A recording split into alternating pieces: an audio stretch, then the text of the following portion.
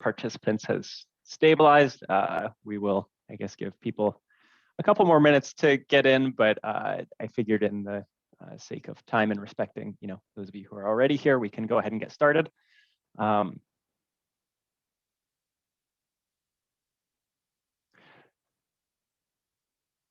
So just wanted to give a quick introduction and agenda for what we're going to go through today. My name is Tim Hoy. I work with H-Metrics and help to support a lot of the CRS initiatives. I see some familiar names on the attendee list. I'm joined today by Anya Fries and Kevin Phillip from CRISP. I think many of you know them as well. Today we're going to talk about the new vaccination tracking tool, VacTrack. So just before we get too deep into this, I just wanted to go through the webinar format. So our plan for today is to go through a little bit of background and a quick demonstration, and then followed up by a Q&A session at the end. So as you have questions or comments or feedback or anything that comes up during this presentation, if you could just put them in the chat, we will get to them at the end, and then anything that we're not able to follow up on right now, we'll follow up with outside of this meeting and get back to you. Just sort of one other note that we want to also put out there is that this is being recorded, and that the slides and the video will be distributed to participants afterwards. I know this is always a hot topic, and something that's especially helpful for people who aren't able to join or aren't able to join for the entire presentation. So for a little bit more background on this application, this tool is a new tool that we've developed to help practices track their patient population and ensure that everyone is getting their COVID vaccine. We're taking the patient panel information and linking this with the Maryland immunization data and some of the disease flags based on the administrative claims data. These will be updated daily, so it's fairly as close to real time as we can get with the Immunet data. One of the other key features of this tool is to be able to track patient outreach, in addition to seeing these data fields. And then finally, there's a module for some practice level summary reporting.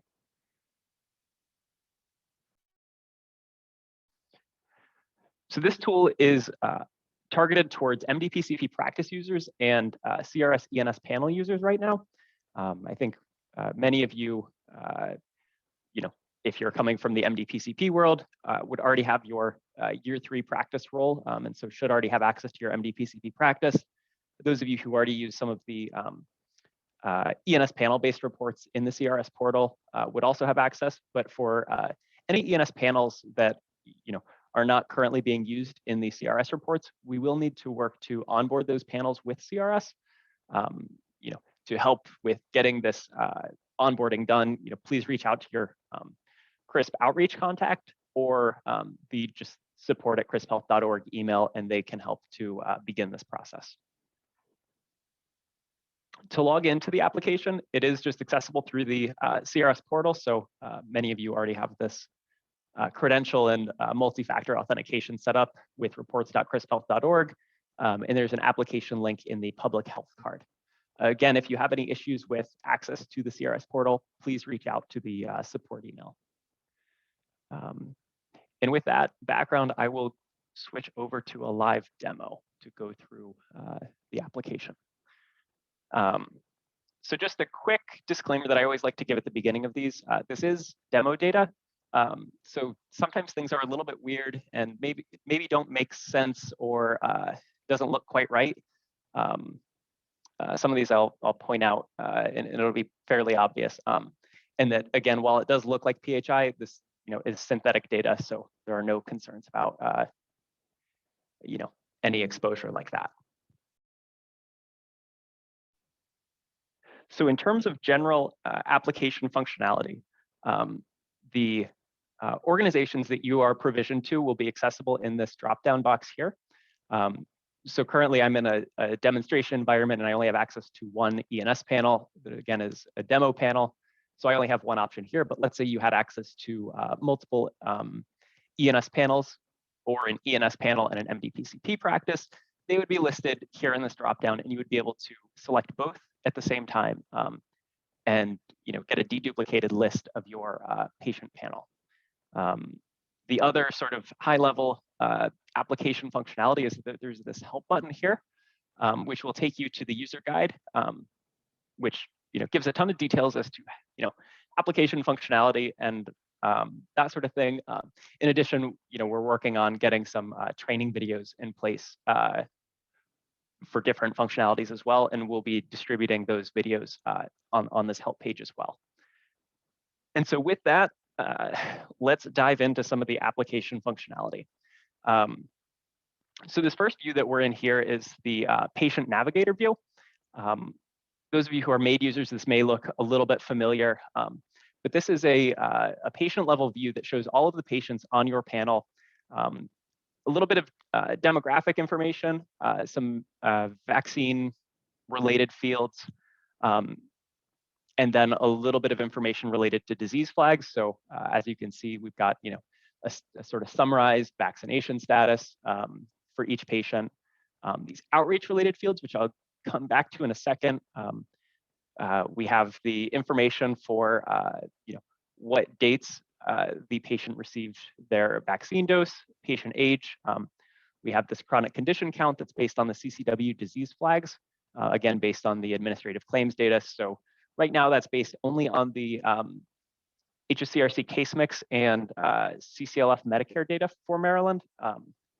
Obviously that doesn't cover the entire population, especially for like, commercial payers, and for Medicaid, we're working to, expand this with all available information that we've got. And so, recognizing that this may not be complete for every patient, but, especially for the Medicare population, we do expect it to be pretty close to, as complete as we can get. The next fields that you're able to see are related to the specific vaccine doses that the patient has received. So, which manufacturer and what facility administered the doses. And finally, there's a little bit more patient demographic information here at the end. So just some quick functionality related items. For this grid view, it sort of works like an Excel table that you're able to sort fields, just by clicking on them. So you're able to see, if you wanted to sort by age or by chronic condition count, you're easily able to do that. Additionally, if, let's say, you're not interested in, maybe let me pick a better example. Say you're not interested in seeing the date of birth because we have the age field. You can just disable this from the grid, and it sort of hides itself. One other functionality that I think is really helpful is being able to export this view to Excel.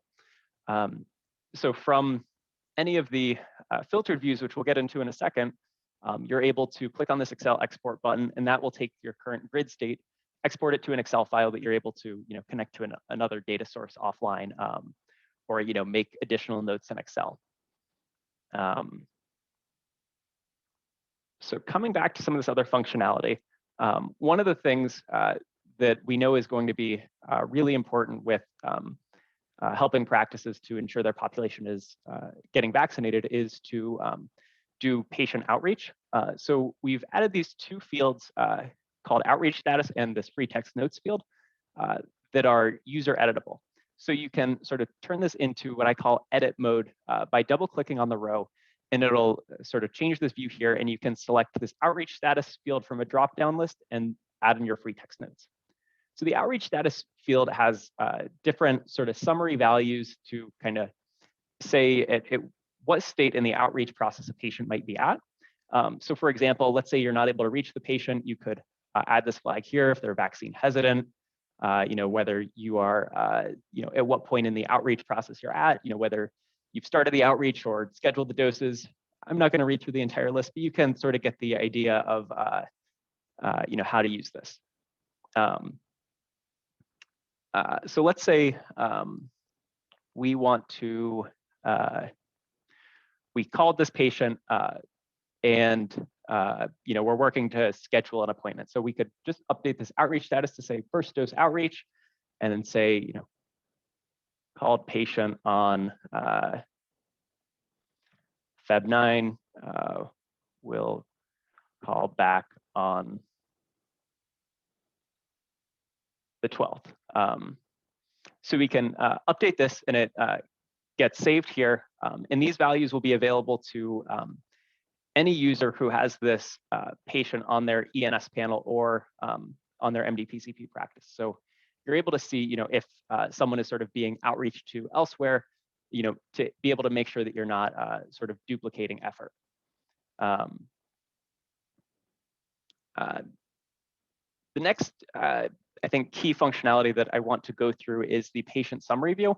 So while this current view that we're in is sort of good to look through your population, it's maybe not the most helpful view for looking at an individual patient. So to see more specific details about a patient, you can see that each patient name is a hyperlink here. If you click on this link, it launches this patient summary view, which gives you more patient details. And again, this is just fake data, so don't worry about any of this information, but it has phone numbers, emails, addresses, chronic condition flags, and then if the patient has received any vaccine, it'll show some of the vaccination details. So I'll click on another patient in a second to show what this would look like. But then here it shows the full outreach history. So you can see that I just updated these two flags just now, and if someone else were to come in here and make edits, you would still see this history here while also being able to see what the current values are. Just to show what it looks like for a patient who has received the vaccine doses, you're able to see here which vaccine, the vaccination date, the administering facility, and the lot number of the vaccine that was used. Again, this is populated from the Immunet data. The idea just being to have all of this information in front of you to help, if there were ever to be a recall or something like that, to be able to identify patients who may have, received a dose that was from a recalled batch, or something like that.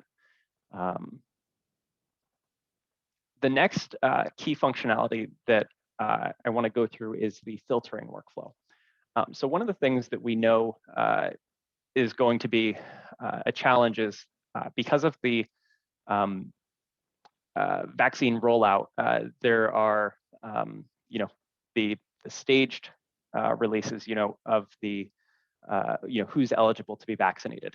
So if you're looking at this list, based on where we're at right now, let's say this patient here, while they do have, 4 chronic conditions, they don't meet the age eligibility requirements to get a vaccine. Maybe this is a bad one to pick since they already have 1 dose. But the idea here is that we want to be able to filter this list to make sure that we're getting the relevant patients that are eligible for vaccination. So what we can do is for any of these fields, we're able to apply custom filters. So let's say I just want to focus on patients that are older than 65. So I can just type this in here and apply this filter. And now this list is filtered to patients that are 65 and older. And let's say I want to also only get the patients who are not vaccinated or who have only received 1 dose. And let's say I'm going to remove this filter, or remove this sort, I should say. And let's say I want to make sure that I'm prioritizing only people that have more than 1 chronic condition. So now I went from having a list of 300 patients that are on my patient panel to now there are 32 patients that meet these 3 eligibility criteria that I've selected. What I could do is, let's say this is my key target, my key demographic group that I want to perform outreach to. So what I can do is I can save this filter so that I can come back to it in the future. So I will call this unvaccinated, 65 and older, more than 1 chronic condition, and I can save this filter. Now I can come back to this filter anytime I need. So I'll just clear this filter. And then you can see that in this dropdown, I have, my filter, my custom filter available here. You also probably noticed that there were a couple other filter values in this list. So we've sort of pre-populated a few different filters that logically correspond to the vaccine phases in Maryland. Obviously, we're not able to match this completely, to the phase, 1B, 1C eligibility because we don't have occupation data in our data sets. So we're only able to do, eligibility based on age and chronic condition flags. So we are limited in that way. So, we are cautious not to, explicitly call it, the phase 1C group because it is not, comprehensive in that way. But just, sort of to help target these populations. And again, you can select these filters from your group here. Anyway, I'll go back to this filter that I created, and let's say I want to add one more condition to it that I want to make sure that I'm only having patients on my list that are not deceased. So we have this expired flag to show which patients are still alive, and so we can just make sure that we're filtering only to that list because obviously we don't want to do outreach to a deceased patient. And so now we can save this filter, and I can just click on the save filter and overwrite or save this as a new filter. I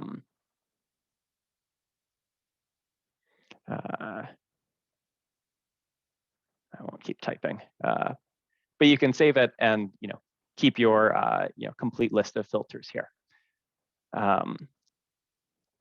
The last functionality that I want to show, I will just clear these filters here, is related to specific chronic condition flags.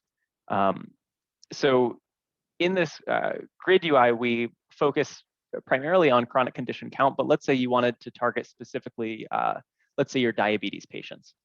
You could expand this chronic condition sidebar and click on this diabetes checkbox, and that will filter to the 43 patients that are diabetic. And let's say you wanted to add another filter in, let's say, people that have diabetes and asthma. This should give us a list of 5 patients who have both of these chronic conditions.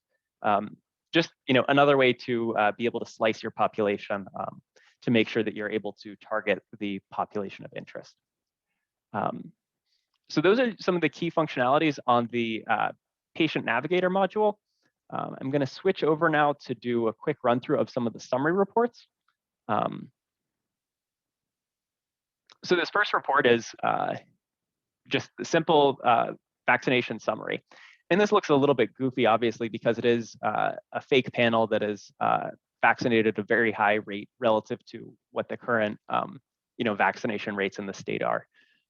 So it does look a little bit funny to compare the two groups. But what we have at the top here is we have your panel or your selected panels. If you have multiple selected, again, it's deduplicated, so you don't have to worry about a patient being counted twice.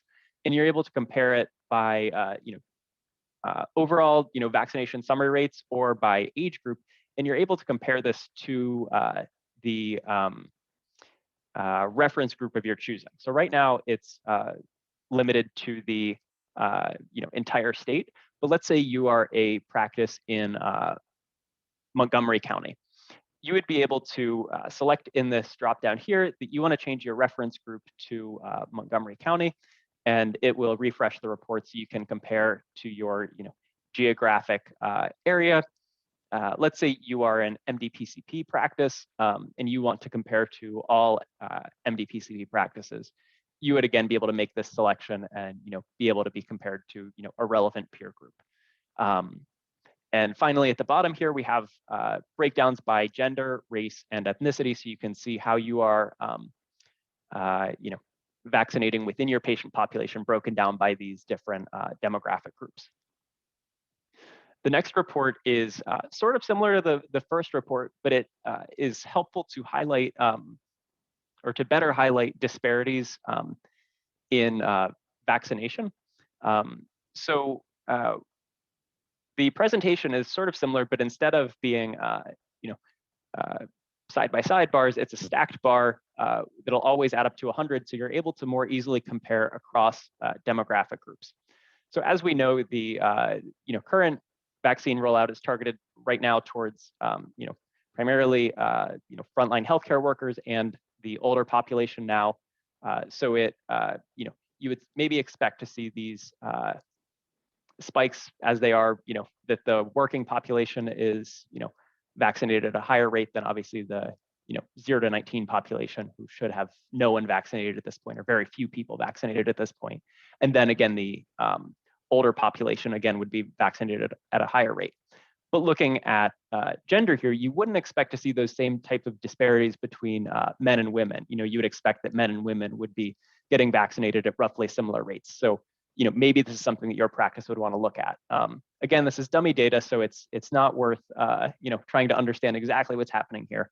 But it is something that is helpful to be able to look at.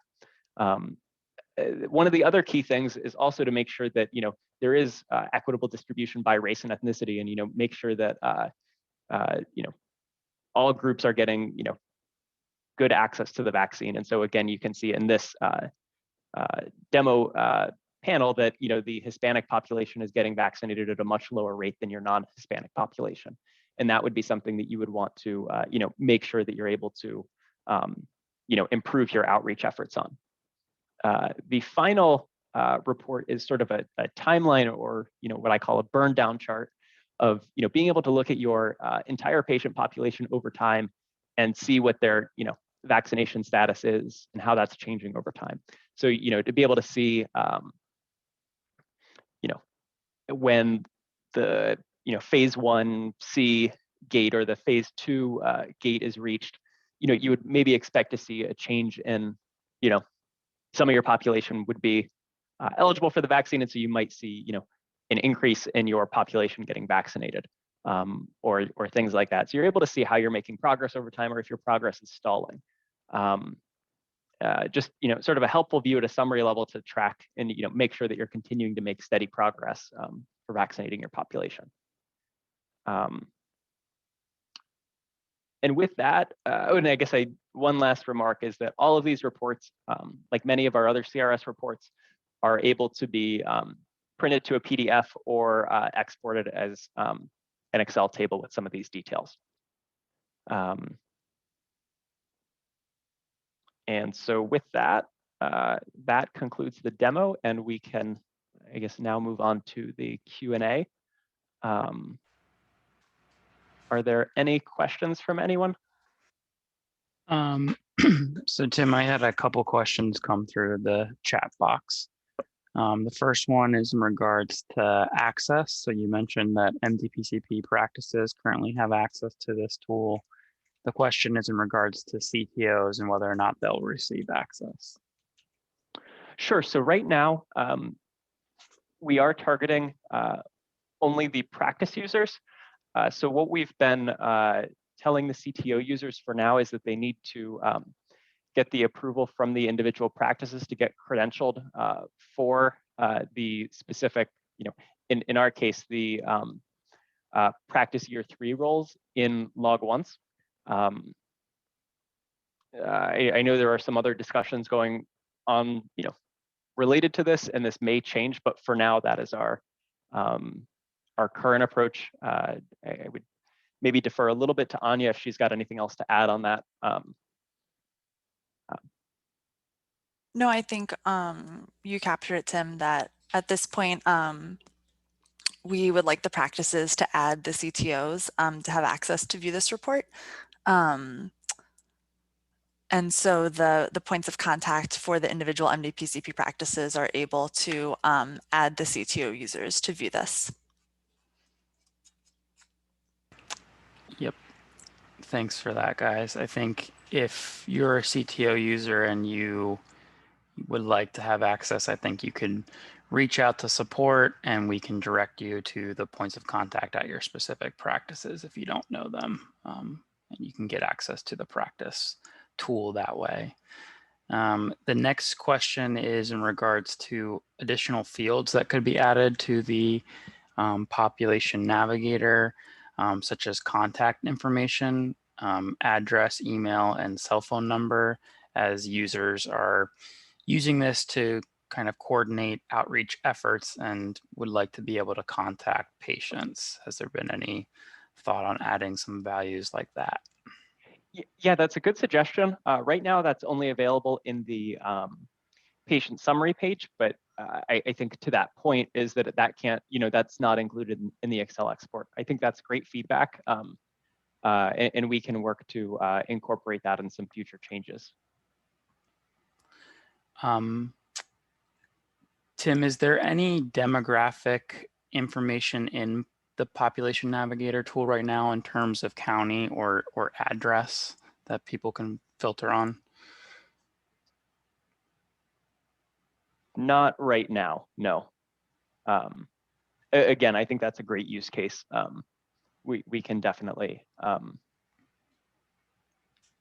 definitely see, how that fits into our backlog and development priorities. But I can certainly understand that use case for why that would be helpful to be able to filter by patient location. The next question is in regards to SNFs and whether or not they can get access to this tool. I think they would need to have a ENS panel set up with CRISP. So the best way to probably do that is reach out to support or your CRISP outreach contact if you don't already know that you have an ENS panel. Yep, that's exactly right. Go through ENS and they will be able to make sure that we're able to get that set up, and then we'll go through the CRS onboarding and get the SNF all set up. Awesome. Those are questions in the chat right now, but I encourage people to, put some more in there if they have anything, and we'll be happy to answer them. And I guess I do have one last comment, Kevin, that I do want to put out there is that in addition to getting other questions, right now for how we've designed the tool, it's really targeted towards practice type of users. But if there are other use cases that you think maybe we haven't thought of or would be good for us to support, we would love that feedback as well. To see what other use cases could be supported by a tool like this. So would love to get that sort of feedback as well.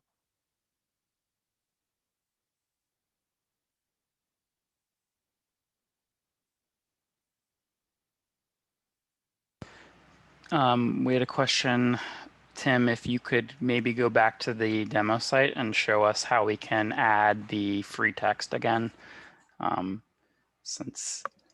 Sure.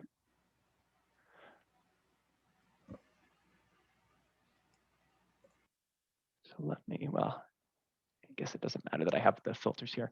So what you'll do is you'll, for a particular row, you'll double click on the row, and that will sort of put this in the edit mode, and you can just add in whatever patient note that you have, and then click on this update button or cancel button if you want to cancel. The other way that you can do this is by clicking on the patient name and launching the patient summary. And then from here, you can type in the, select the outreach status from the drop down here, or type in the notes and click save here. So sort of two ways to do it. It does update the same fields though. I guess it's just about how much space you need to view and edit your note. That I know that sometimes this this view in the grid is maybe a little bit limiting, but it is small. Awesome. Thanks, Tim. And then when practices start getting vaccines and start, giving out vaccinations, is there anything they have to do to get that information filtered into this report? So the practices will still have to submit the vaccinations through Immunet. This doesn't sort of supersede or help to put the data into Immunet. It's really just to get the information out of Immunet and display it.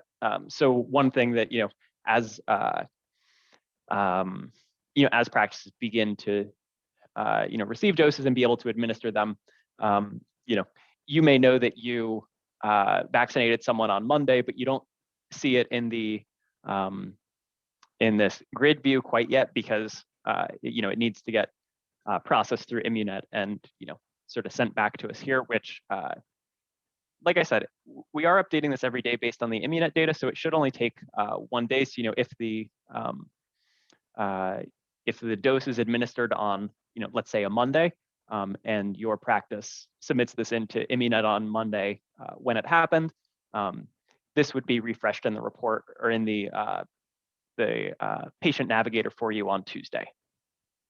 I don't know if that completely answers the question, but if there's any follow-up or additional details that I can add, please let me know, and I'm happy to comment further.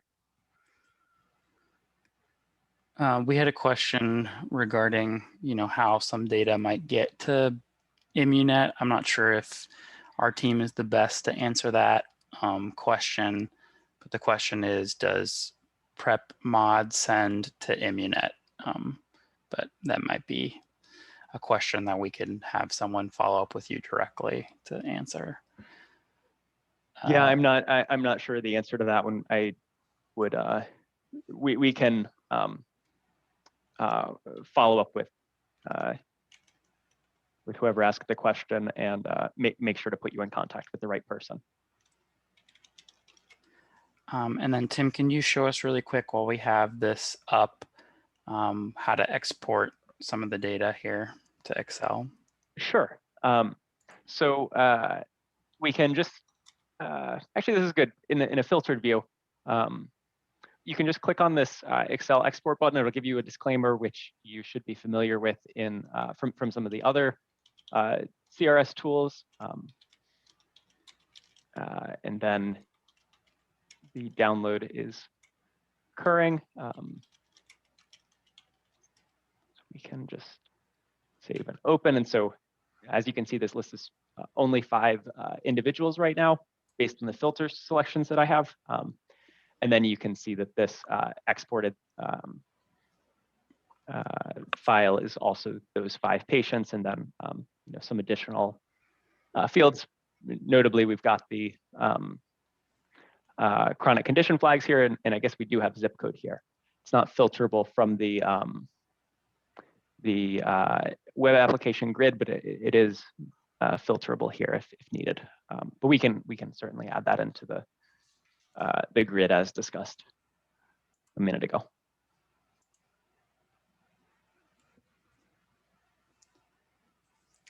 Awesome. And then another question was, how do we access the site? And I think Anya answered that this is through reports.crisphealth.org, which is different than ULP for CRISP.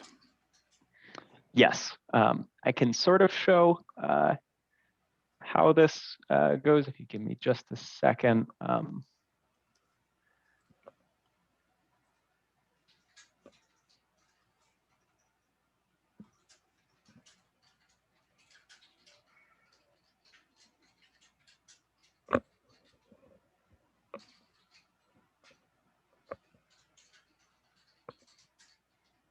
So again, this is a sort of strange environment that I'm in, but it looks like the CRS portal that many of you are already familiar with.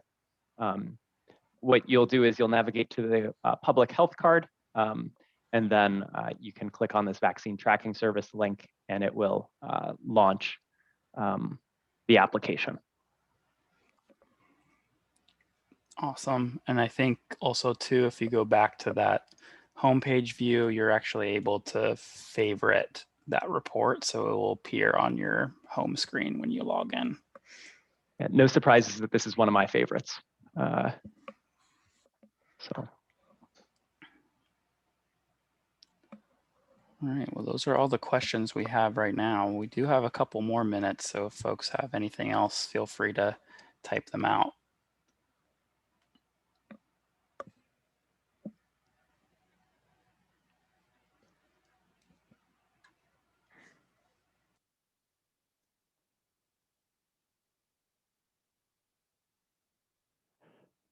So as we've mentioned before, if there are other questions that come up later, or you'd like additional details on this, we are happy to follow up via email as well. And then again, as we mentioned before, we will share the slides and a video of this presentation with you. We've got 2 other webinars scheduled. They are going to be going over the same content as this, so I don't expect there will be many repeat attendees, but we certainly welcome you to come back, or tell some of your colleagues they should join. And I guess with that, I would leave it to Anya or Kevin if you've got anything else you want to mention. But No, I think that's great. I'll include the links to those webinars in the follow-up email with the materials. I think there was maybe just one other question in the chat that I wanted to kind of highlight, because I think this is a question that we've gotten a couple of times. So for those of you who are MD-PCP practice users, the question was, is this only for MD-PCP patients, or can you get access to your medical group and medical center patients? So those individuals who aren't MD-PCP attributed beneficiaries. And so the way to do that, to get access for your entire medical group, is if you submit an ENS panel to CRISP with your full list of kind of practice patients, then we will be able to give you access for that ENS panel to view your entire patient population. So for that, you can send an email to support@crisphealth.org with the name of your overall practice or the name of your ENS panel, and then we can work to credential you for that ENS panel within this tool.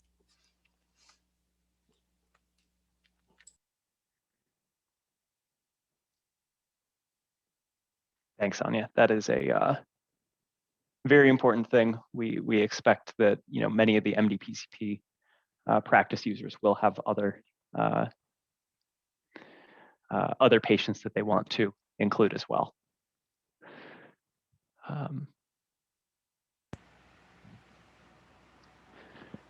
So I think that's all. Anything else, Kevin or Tim? Nope, I'm all set. Thanks everyone for joining us. And we look forward to hearing about how you guys use this tool.